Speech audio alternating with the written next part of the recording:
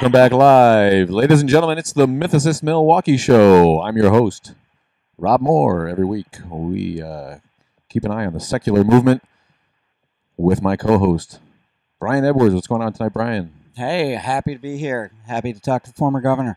It's a special edition of the podcast. We are normally here Sundays at 2 p.m. Today it's Friday evening, and we are accommodating a very, very, very special guest I'm excited to speak to and can't even wait.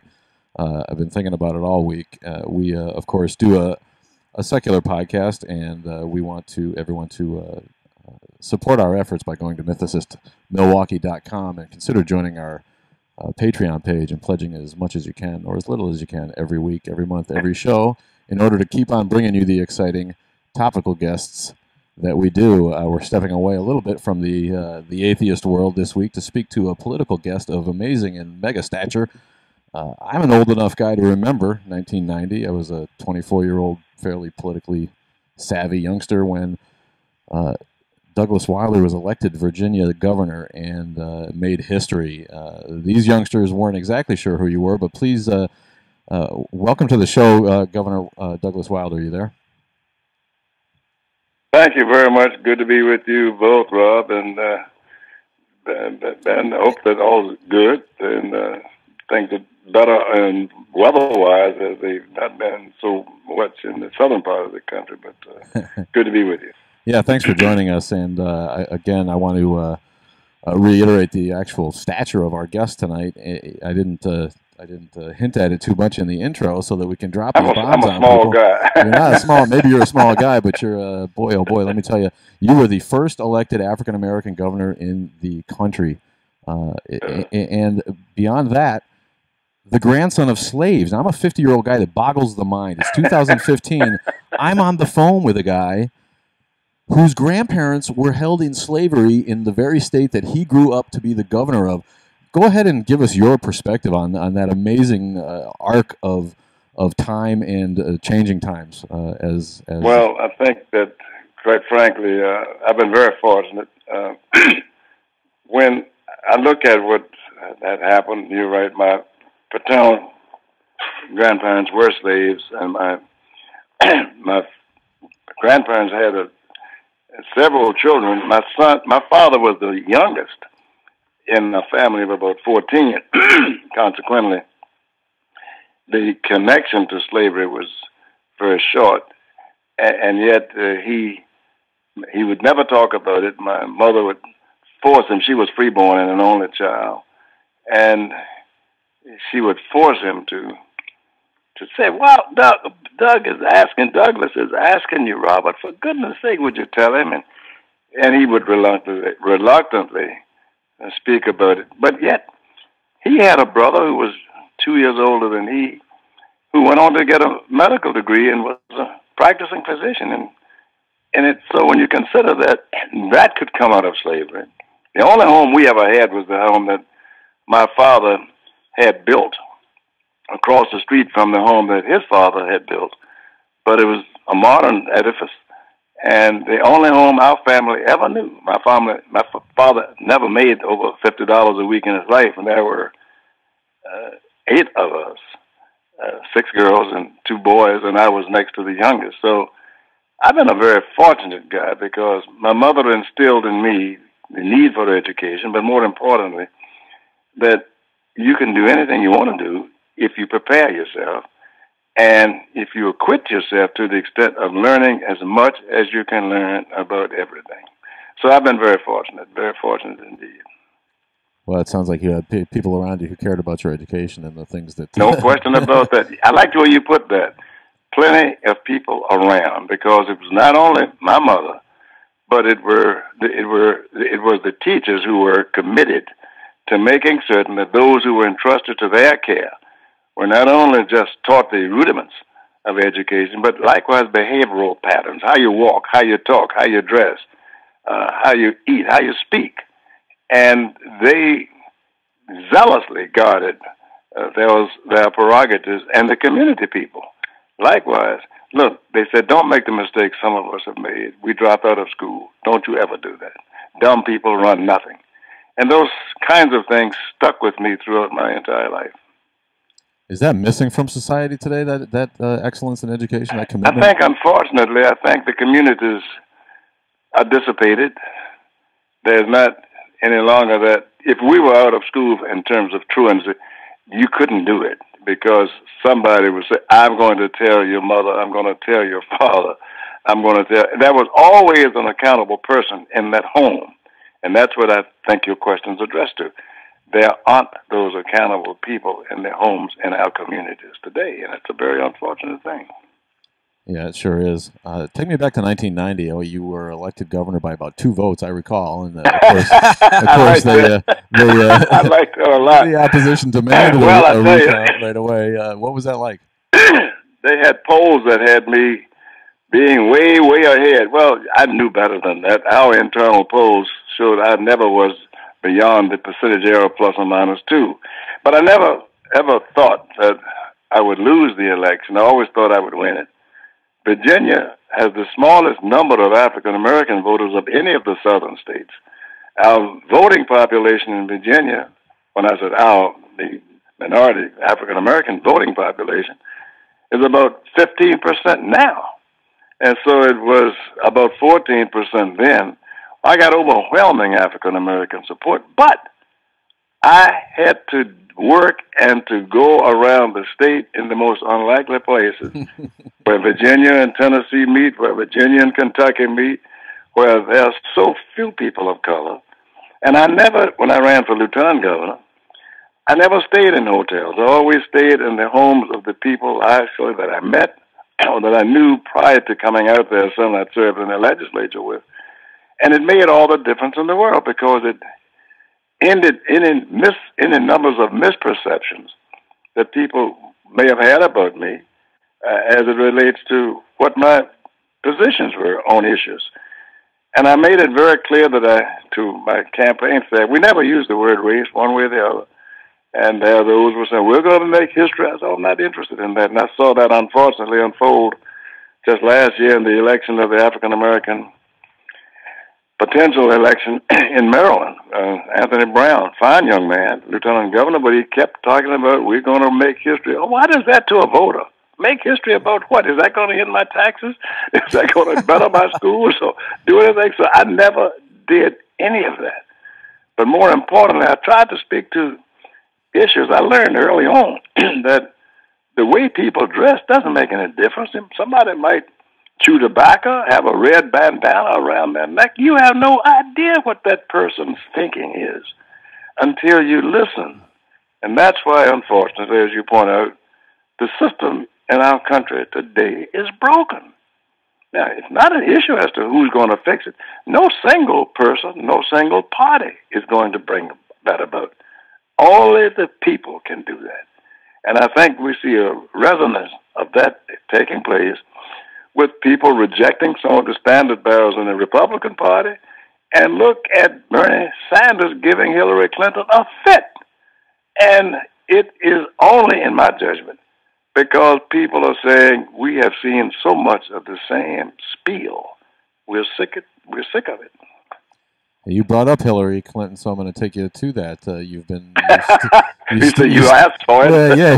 You state that she's going to have a hard time winning. She can't win. No Democrat is going to win without massive turnout in the minority community. I think that's true every year. Absolutely right. So I'll say this: if Hillary is the nominee, and I presume that she will be, unless she carries Virginia, she will not carry a single southern state, and that's big because that means the entire southern vote is gone pretty much as a block.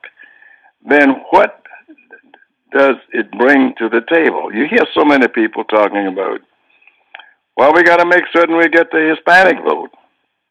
Then you'll hear others saying, well, we got to make certain we get the women's vote. But you put your hand right on it unless there is a massive turnout of African American vote. I'm not just speaking about minority vote.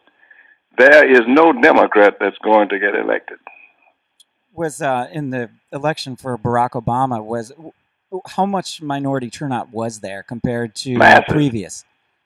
Massive turnout in communities. People who had not voted before, people who had voted and had lost hope, who had felt, my goodness, what will it mean? I was one of the early supporters of Barack Obama when others, mostly in the Congressional Black Caucus, and others, and I say I endorsed and worked for Barack Obama before Oprah did, before John Lewis and others in the Congress did. Oprah. But I saw in him the high possibility of potential, and I did not see that in Hillary. Now, Bill and I are friends, Hillary and I are friends, but politics is not about friendship. It is about the art of the possible. And as Lyndon Johnson was wont to say, come, let us reason together. That meant what's in it for us as it is for you. And so it's going to be a different equation this time around. The best thing that Hillary or the Democrats have going for them today is the Republican Party, because they can't get their act together, and they haven't gotten it together. But I would not take any of those things for granted, because now the party is going to elect any candidate. It's going to be that swing vote in the middle, those independent voters, and they're growing as we speak. Well, I come from Connecticut, so I'm going to put you on a trivia spot here. We're no stranger to progressive politics in the Northeast. Do you remember who the first elected female governor was in the nation? Yes, Madeline, what was her last name?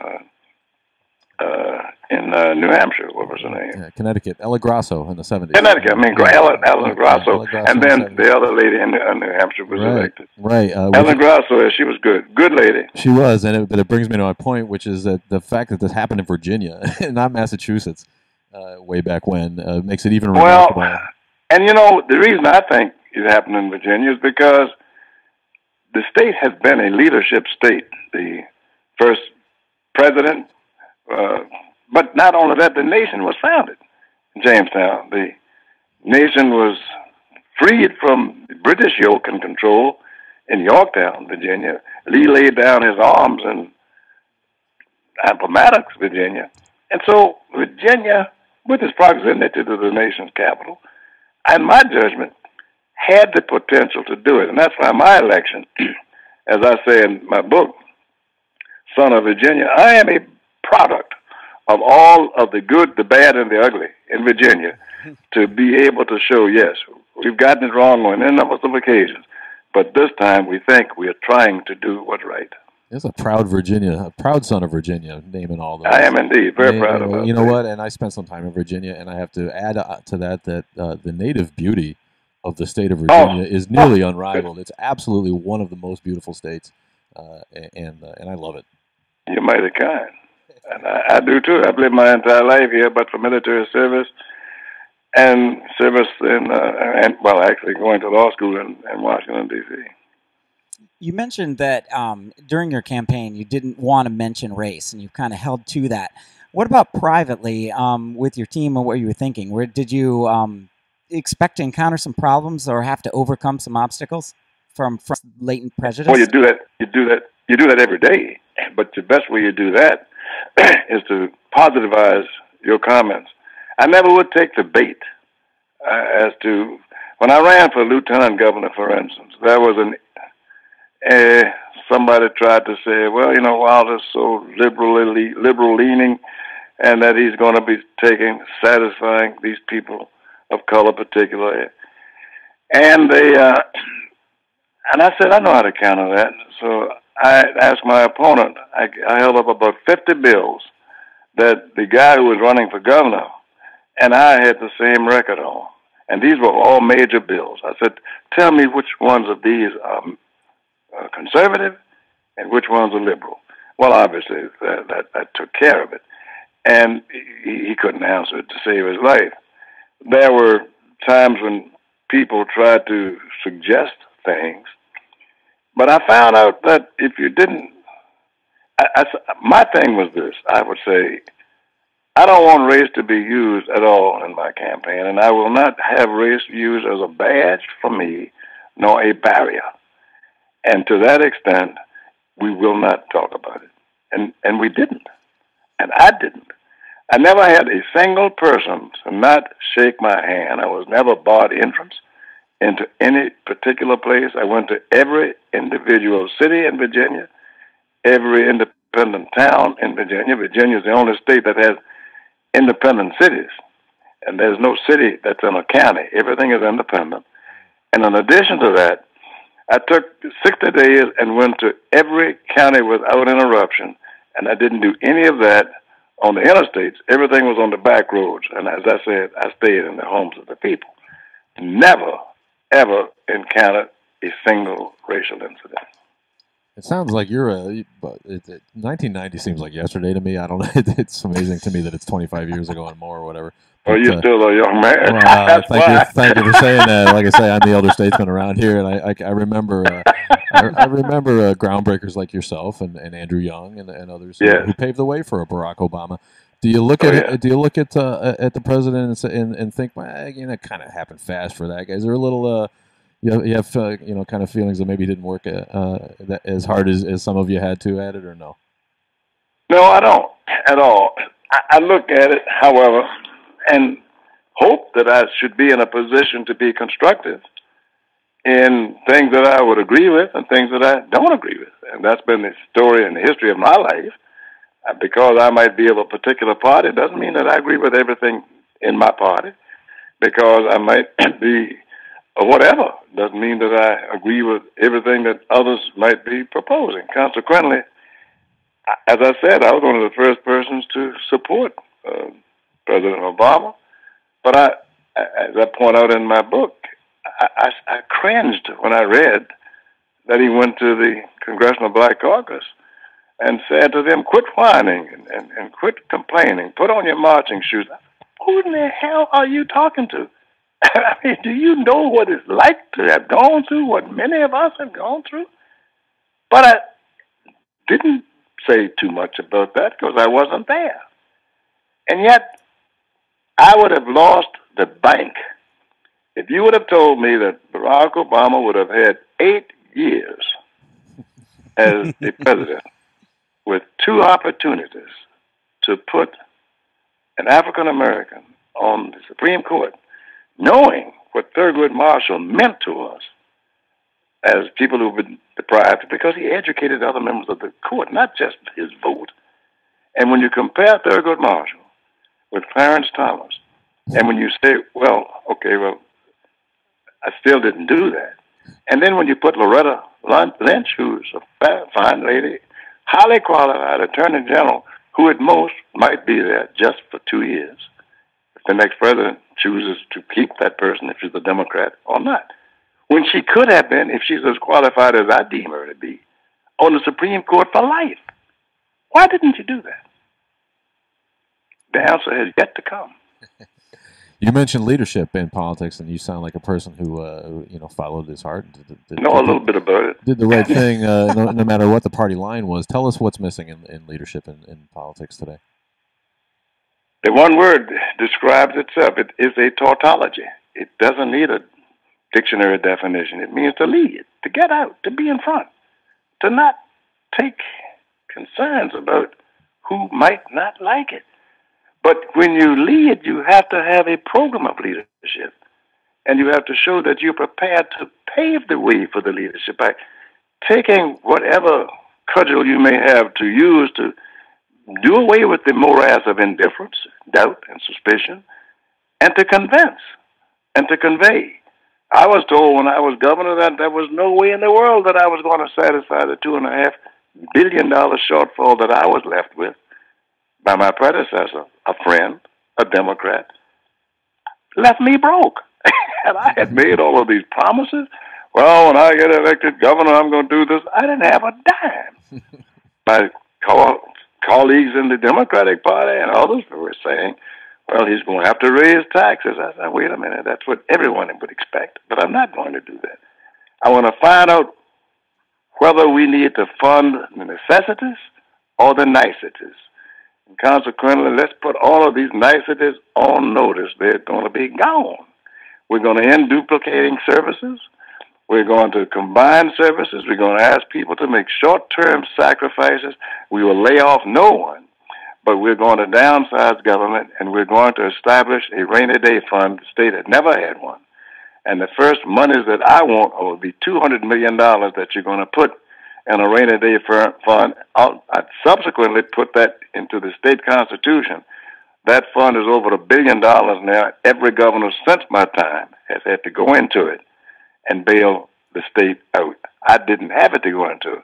Virginia was voted the best managed state in the nation 2 years in a row under my administration. And so that's what I thought leadership would be. The opportunities to lead are so rare for individuals. When it comes your way, take advantage of it. Now, everyone says, oh, it's so great that we've got this reserve fund. On so many occasions, the real question is, where were you when we needed you? And that's the issue that the people of America are asking their leadership today. I think you're right. This matter. How did we get where we are?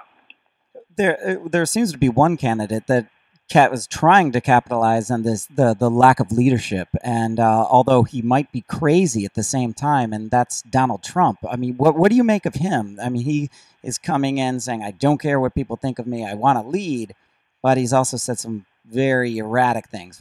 I'll let I think you captured the right word when you say he has capitalized on the mood of the American people. And I think you're right. What they're saying is, at least sound the gong, at least sound the bell, ring that bell, to let us know that we aren't crazy, that we have thought there was no leadership around and about. Consequently, some of the people are saying we love to hear that. Now, the problem with that, it has to be more than, as they would say, a sounding brass or a tinkling cymbal. You have now got to put the meat on the bones by saying, these are the things that I criticize. These are the things I don't like. This is where I want to go. 1, 2, 3. You can't just say, the first day I get into the White House, I'm going, oh, no. Oh, these are the, no. You've got to drill down, and you've got to state as categorically as you can, recognizing that you don't have all of the facts, you don't have all of the information because you're not there. And you will never know until you get there. The thing that you can pledge to do to the American people is that I will weigh everything seriously. I will make certain, and I preach on a regular basis, that politics is a one-word definition, money. Follow the dollar. Make certain that it is the taxpayers' dollars are not wasted, and here's how I will prioritize the spending thereof. It has to take place. If that doesn't take place, we'll have more of these kinds of years of disarray and dysfunction. Do you feel, you mentioned earlier that the problem, or what's helping the Democrats right now, is the Republican Party? And that's what the problem with the Republican Party, did you feel like the religious right has moved this to the right, or is it something else? I mean, is there a connection there? Well, I believe that each person's religion ought to be individual. I think whether that is whatever faith or lack of faith, whatever that is an individual thing. I don't think the state nor the nation, and that is the state, should be a part of that. And so when you combine it so much with government, it's very difficult to extract the essence of what all of the people, for the people, and by the people means, because the definition of who the people are varies from faith to faith, and that, unfortunately, should not interfere to the extent of deliberations and functioning of government. Isn't it just a matter of pandering, in your opinion, or are these politicians really that religious? Well, I think in terms of telling people I'm going to do this, thus, and so, it is a matter of pandering, and I think it's a mistake because the people are not as stupid as the politicians think. They are always ahead of the politicians and the leaders. They don't express it that way. And that's why you can when you take a poll every day and you try to find out what people think every day, and you'll find out, well, everything that I asked last June is changed almost upside down today, that means something is wrong. So what's wrong? Nothing, because people make money taking polls. There is so much money relative and involved with government and government decisions that when you get the decision that was passed down like in Citizens United, a guy, John Doe, the ordinary guy, has little choice today, little chance today, rather, because money is going to be dictating so much of what takes place, even to get in the room to be heard. If you had a voice, it's very troubling to me, that decision. You did make a run for president yourself. Tell us about that experience. And it was money in the end. Well, somebody asked me the other day that I regretted it. Absolutely not. I was in the race for all of 2 months. I announced pretty much the end of September. By December, I said there were people who supported me strongly, very, very strongly for president. I mean, for the governorship. And they said, Doug, please don't run for this office because Virginia is the only state that has a 4-year term in terms of you cannot succeed yourself. We will need every moment of your time. You need to give every bit of your time. I thought I could do it on the weekends. I thought I could always be in touch electronically. That was wrong. I was wrong. They were right. The loudest applause I ever got was when I addressed the joint session of the General Assembly in December, and I said, I no longer will be a candidate for President of the United States. Yay! They broke the place down. In other words, we don't want you to be there. And yet I was leading in a poll in Maryland. I was doing well in South Carolina. Super Tuesday was on the way. James Carville, who was doing the work with Bill Clinton, has stated since that time that my dropping out of the race had as much effect on positives for Bill Clinton as Mario Cuomo was saying that he was not being considered. And why? Because I knew that the nation was not wanting to continue with a Washingtonian. Bill was not considered a Washingtonian, nor was I. I felt that a Southerner could win, and I felt that a Southern governor could win. As it turned out, Bill proved that to be the case. But I don't regret it. I learned a lot. I learned that when you go to New Hampshire or to Iowa, you just can't go once. You can't just ask somebody to vote for you and to thank them. They'll say, well, I'll let you know the next time I see you. And then the next time I'll let you know when I see you again. It is over and over and over again. Wow.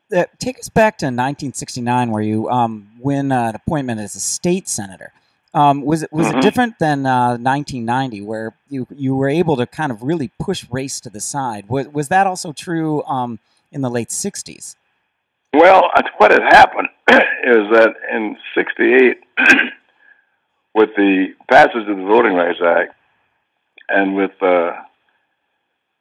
so many people registered to vote, and I said, my goodness, I don't want to run for a 2-year office. I'll run for a 4-year term.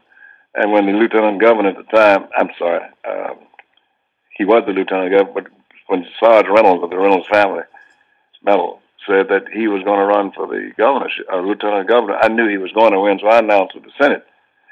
But my election was from the city at large, and yet I knew that I could win a citywide race for the Senate, and that was the first election of a person of color since Reconstruction. But I never questioned it, never doubted the racial aspects. I respected what people were talking about, and then there was never any racial appeal.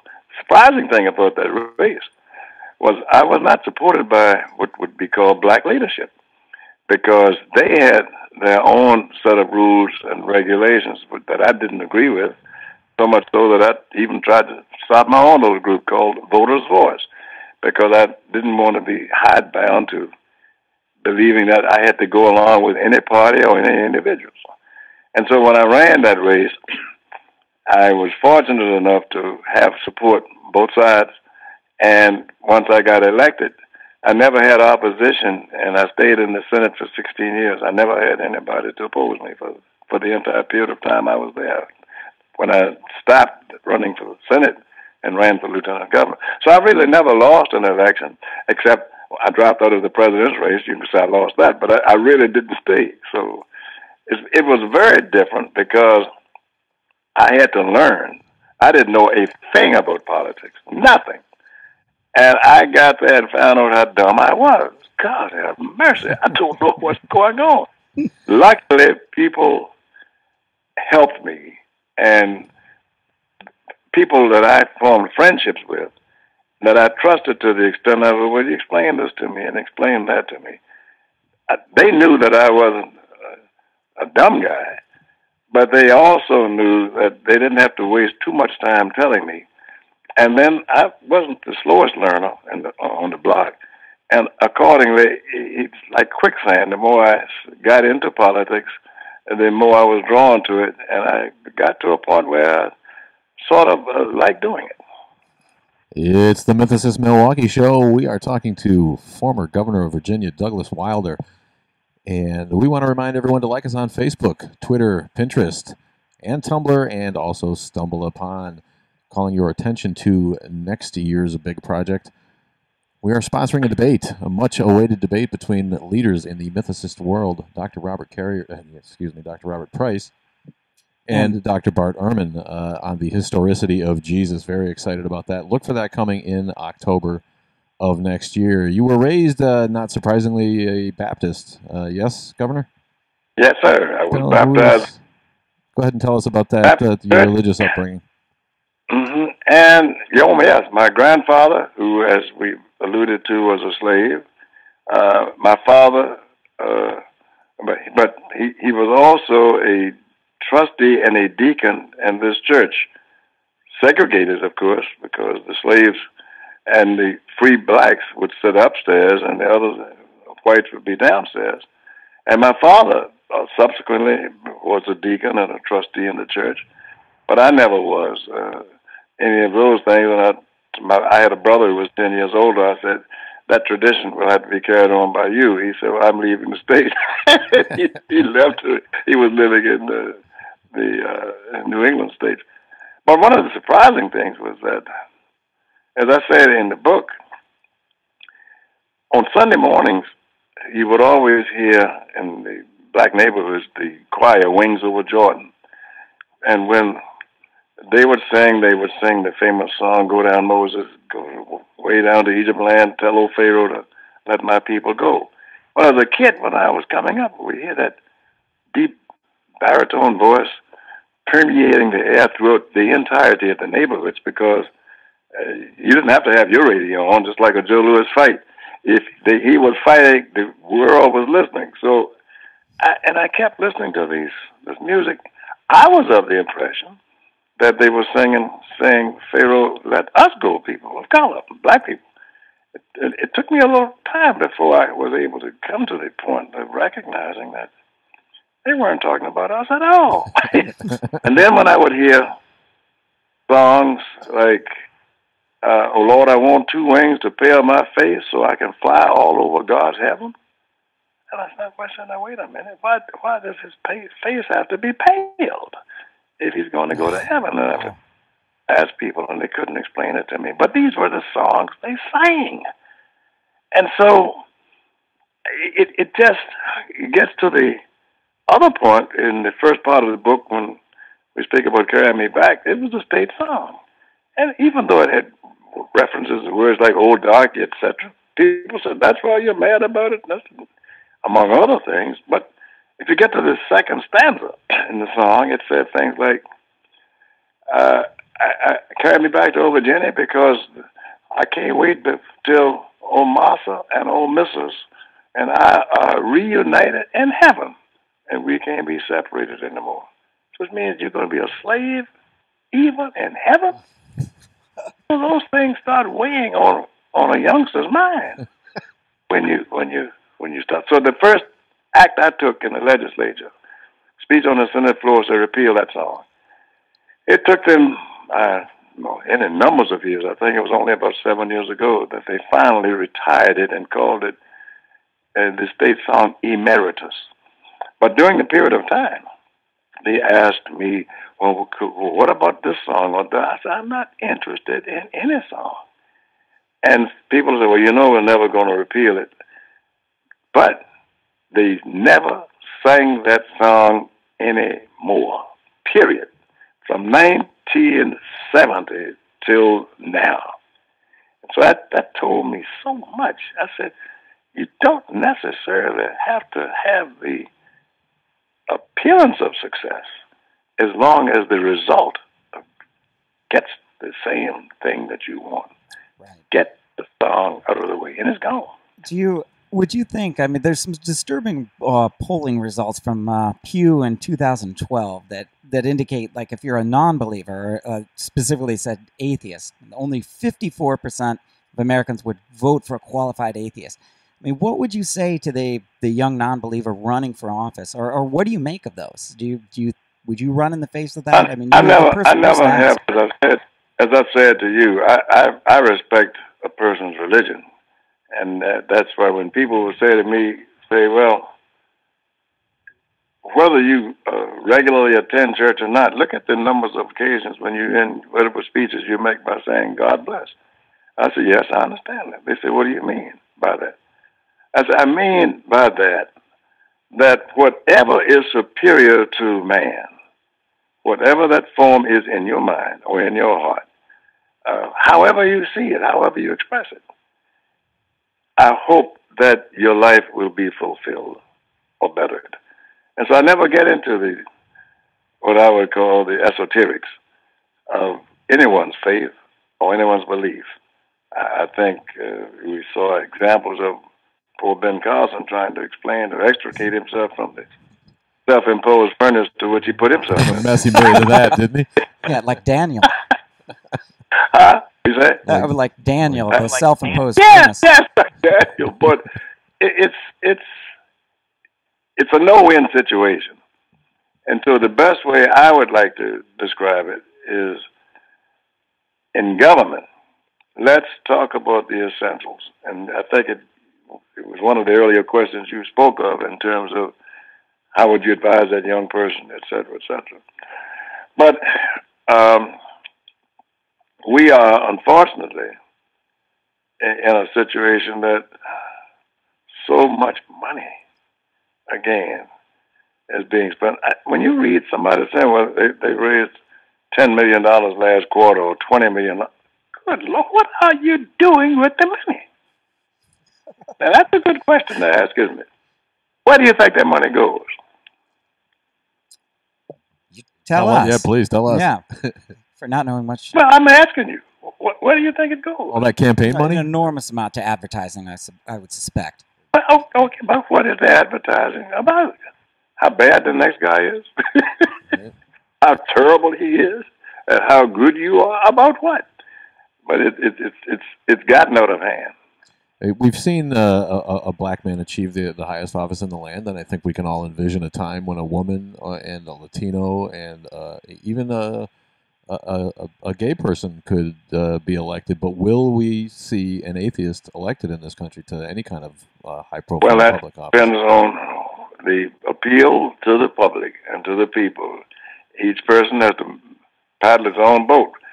If you notice in my book, Son of Virginia, which is available at most of the bookstores, and you'll also have it available at Amazon and Barnes & Noble and places like that, that I don't get into it. And I don't get into it because I have not spent my life arguing those points. I've spent my life, hopefully, trying to represent the right of all people to participate in their government. And I do strongly believe government of, for, and by the people is that government which is that which I fought for in Korea, that I think people believe the Constitution pervades and protects as far as where we stand. And because endless arguments in those regards, and sometimes don't produce what I think is really necessary to be produced. The book is Son of Virginia, and he is a son of Virginia who ran the entire gamut of life experience from poor rural youth, I expect, to governor of the state. Very good, and that's been absolutely fine talking with you guys about where things are in this country. And let me ask you a question: who's going to be the Republican nominee? Well, we have time left. I was going to get to that with you. I don't have any idea. Like you said, the Republicans are in ridiculous disarray, in my opinion. And I think Barack Obama himself benefited from that in both elections. I think there's tougher questions to ask in regards to national politics as well, and we'll get back to that. But what is the deal with the Republicans? Are they simply too hung up on pandering, like you said, or you know? Well, I think that very much might be a basic drawback. I would have to say to you, I'm as surprised as you, I guess, both are. I had no idea that Jeb Bush would have not fared any better than he's fared at this point. I would have thought, by virtue of his having been elected governor twice, and not only that, seeing the experiences of his brother and his father. His brother was not presumed to be the guy who would have been the president. Jeb was always the guy. Remember, right, that's right. The guy. And now we look to say, well, my goodness, maybe they were wrong all along. I don't know. I would think that the phenomenon of we see with Donald Trump might not last, but who's going to knock him off? Ben Carson, as you say, bromide after bromide, eventually it'll take its effect. And so if you got Rubio, doing better, but doing better is not good enough. So it's in the air. Again, it'll depend a lot on people with money, who have the money. It's going to be very, very interesting. I was shocked that Scott Walker didn't fare any better than he did, and faded as quickly as he did. And I'm quite certain you've talked about that quite a bit on your show. Indeed, we have. That's a good point. Yeah, I think they're going to run Trump. They're in disarray. You might as well run the guy who's capitalizing. You might be right. Look, you might be right. Because as you pretty much spoke of earlier, right or wrong, or even whether it was luck of the draw, he has struck a chord. And once you strike that chord, if you can continue to ring that bell, it has a resonance about it. And it might be stuck with Trump. That's the thing. Yeah. He's got the money, he's got the war chest, and he's doing what he has to do right now. But I guess the issue is he electable on a national scale? Sure, he plays well in the Republicans to the base, and he's able to strike a chord among those people. But in the end, doesn't a figure like him simply do just what Barack Obama did and bring out minority voters to vote against him, because he's able to impassion the opposite feeling in the people who don't want him to. Well, but to do that, you've got to have somebody to bring him up. And who is that going to be? People vote for a candidate, not against them. Exactly. I think that's probably true. Who is that going to be? At this point, Hillary has got to strike what I used to describe as the campaign step. She's got to get that enlistment quality about her to appeal to the voter by insinuating by presence and voice and everything else that I need your help. I want your help. I've got to have your help. Without that, I can't make it. And, I mean, all of the strategists in the world can't transform a person into someone else. She has got to do that on her own. At this point, Sanders has seen a weakness there and consequently has fed on it. Is she tired? Do you know? Do you have any inside information? I don't even notice her. I think she's... I don't know. I don't know. I just don't know. But my point is, I know both of them. They're nice people and they're friends. But there's as much difference between Bill and Hillary as relative to campaigning, and I'm not speaking. I know how that might be interpreted in terms of, well, it's a woman. No, gender. No. I'm speaking strictly about personality. Bill's was always not just I feel your pain, but it was an identification with you, and look you in the eye and talks to that person and listens and then talks. She had a campaign in New York when she ran for the Senate. It's different when you're out in retail, and she has time to do it. But the longer the contest lingers with her having to prove her favorabilities, particularly if she is not winning as she should win in New Hampshire, it's going to hamper her and in the general election. Because, as you point out, what will be that ingredient that will cause these people to say, oh, we got to get out there and vote? Why? As we say, all for and by. Okay, what is in it for those people? What was in it? What was in it in 2008? I mean, why is she not being able to rouse that same support? I beg your pardon? Why was it different in 2008? Was it simply to make history? People still wanted to give Obama that chance for hope and change. And they felt it was an unfinished agenda. Let's not cut it off. Let's not allow the spigots to drip. But let's see if it really does provide. And and you raise an interesting question, because it's going to be quantitative after a while in terms of measuring what the result of that election really meant. And that's going to mean different things to different people. That's what I think is one of the differences. Okay, 8 years of this trust and belief and hope. All right, is that sufficient for us to move ahead? At this point, it is, because of the Republicans, as we pointed out earlier. They are in such disarray that no one's going to vote for those people in that regard in a majority stance. But as you point out, people don't come out to vote against people for the most part. They come to vote for. That's the challenge that the Democrats have. It's the Mythicist Milwaukee show. We're talking to former Governor Douglas Wilder from Virginia.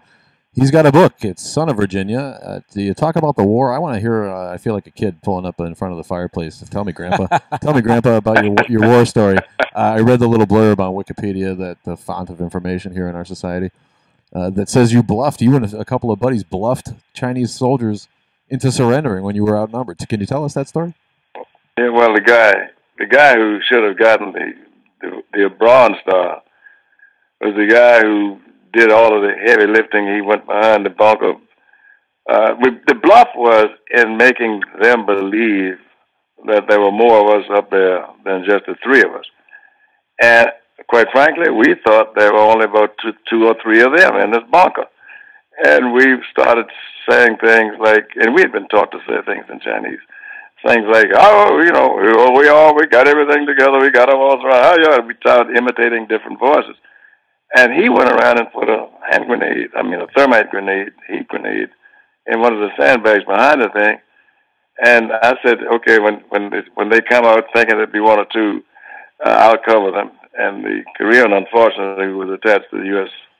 forces, they called them Katusas, a burp gun cut him down. And I said, well, so when the others came out, one came, two came, three. I said, good Lord, how they so... As it turned out, we got to the bottom of the hill, because Korea is a very, very hilly place, and we got to the bottom. I called and told them we were coming down. Got down there. I told them, I said, this man went and exposed himself behind the bunkers, put his bayonet through the sandbags, and pushed a thermite grenade in. I just stood there and covered them. When they came out, well, obviously we made them throw all of their arms away, and we marched them down the hill. But the guy that I put in for the Silver Star got absolutely nothing. The Korean who was with me was killed. Took us 45 minutes to get down to the bottom of the hill because he was in the front, I'm behind. When we got there, we turned them over to the lieutenant who had just been in Korea maybe a couple of weeks. I told him, I said, Wyatt deserves the Silver Star, and I'm putting it in because I was a corporal at the time. I didn't know anything more about it until I got to Fort Meade, Maryland. I was being discharged. And before then, they told me they were having division review and 15,000 of the troops would be coming out and that I was receiving a Bronze Star medal. I didn't tell anybody at my home, didn't tell the newspaper. No, I never did, man. I'm talking about it more now than I ever have. And when I looked further down and saw that this lieutenant had put himself in for the Silver Star, I said, good Lord, medals don't mean anything at all. So I never talked about it. And as I say, I want to talk about it now more out of reverence for Wyatt, who got nothing, Koo, who was killed, to show how things really happen in life. Yeah, and a war that technically isn't over and is only in a ceasefire. It's not over. No, it's not over. Not at all. I've been over there since. Obviously, Virginia had an office there in Korea, and then I went another time when the 8th Army commander asked me if I wanted to go and fly over the demilitarized zone to look at what was. And it was one of the first times that I ever saw what our contribution as a nation really meant to South Korea, because in flying in the helicopter all the way from Seoul up to the DMZ, you could see all of the lights below electrified with lights and with the kinds of advancements that were made. As soon as you got to North Korea, that line, black. Everything was black as far as the eye could see. And you saw the guards at the DMZ, very dull and sour faces and pretty much empty. And I said, boy, we did make a difference in Korea. And I think the South Koreans really know that. Yes. Tell us about your early career change. Of course, we're atheists and we love science. You changed from chemistry to politics. What inspired that? I lost my mind because I was in chemistry because I thought I wanted to go into medicine or doctorate. And yet when Brown versus Board of Education came down in 1954, I had just come back from the military. I said, I'm over here to fight for the freedoms of other people. I don't have them at home. And Brown said, hey, look, we were wrong in Plessy versus Ferguson. Separate but equal is wrong. And I said, well, it's one thing. I was working in toxicology doing forensics. Fascinating work, but it wasn't a part of the social engineering that I wanted to be a part of. And I said, wow, I want to go to law school. I couldn't go to law school in Virginia because of segregation. So I went to Howard Law School, and that just really turned me around. I wanted to be a lawyer to be a part of the kinds of things I've been describing. And yet when I came back, I found out that in doing a lot of that, you had to run against what the present law was. Who makes the law? And that's why I used to start saying, rather than to be so concerned about the slice of the pie, try to get your hand as close to the knife that cuts that pie. And you can only do that through the political system. Unfortunately, in this instance, it was like quicksand for me, because the more I got into politics, the less opportunity I had for law. But you can't do everything. So I've had a very good life. I've enjoyed it tremendously. And I think the people of the state and the people of the nation have been tremendously good to me, and I want to thank all of them for the opportunity. I am really, as you say, a son of Virginia. Is your book an autobiography strictly? Does it include advice? I would tell no, it's not strictly. It's not strictly autobiographical. No, not at all. It pretty much goes into what we call the good, the bad, and the ugly, and it speaks about some of the criticisms I had of Chuck Robb, and yet by the same token, some of the reasons that I feel he brought the party to the leadership positions that it did in Virginia. I say things about President Obama, who now speaks about gun control and et cetera, but he was not there when we were speaking about the abolishment of the one gun a month bill that we had put forth in Virginia. So no, it's not all autobiographical, not at all. What's your favorite part about it? If you were talking to somebody in the elevator, why they need this, what would you say? That I encourage people, particularly young people, to be a part of the decision-making process. I call it the polity. Don't believe that others have to always decide the course of your life. Be a part of those decisions that affect your life to the extent that you are directly affected in that, and don't sit on the sidelines. Why is it that we have such a low voter turnout? It seems like if we would ever have 90% turnout, anything could happen. Because the impediments to voting. Why is it that you can only vote, for instance, in my state still, on one day, and that's Tuesday? Why not the weekend? Why not the week? Why do you not make it easier for people to vote rather than to put every restriction that you can because of the fraud? What fraud? If you had to take the examples of fraud and the misuse in terms of voting compared with the efforts constructed to restrict voting, you would find them paling by comparison. When I got into the Senate in Virginia, I found out that they didn't even publish the hours of registration. They didn't even have the office open on any regular basis. And it was such a haphazard measure that ultimately I became the chairman of the Privileges and Elections Committee in the Senate. We changed so much of that. Why did you have a poll tax to begin with? Now, so once you've had all of those, many of those things removed by the Voting Rights Act, your question then would be, okay, well, all those things are gone. Wilder, what are you talking about? And my answer would be, okay, all of those things have been removed, and you have told me, oh, you got to vote because the right to vote is sacred, et cetera, et cetera. Oh, I've done that, and I've done the other. Why are we still living in this circumstance, or under the circumstances we live? I heard a stat the other day, and I know we are getting to the end of this, from the Secretary of Commerce, the United States Secretary of Commerce, said that the communist government in China had rescued 600 million plus people out of poverty in 30 years. Did you hear that stat? 600 million people out of poverty in 30 years. I won't even ask you to compare that to what we've done in a similar period of time in terms of rescuing those out of poverty or seeing those in the poverty numbers increase.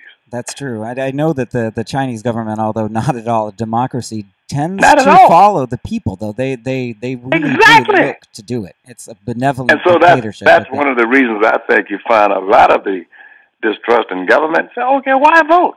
What difference is it going to make? Now, let me add something to that. There was the time, well, if I go and vote, if I vote all these white people, they're going to do this, and I'm speaking about minority participation.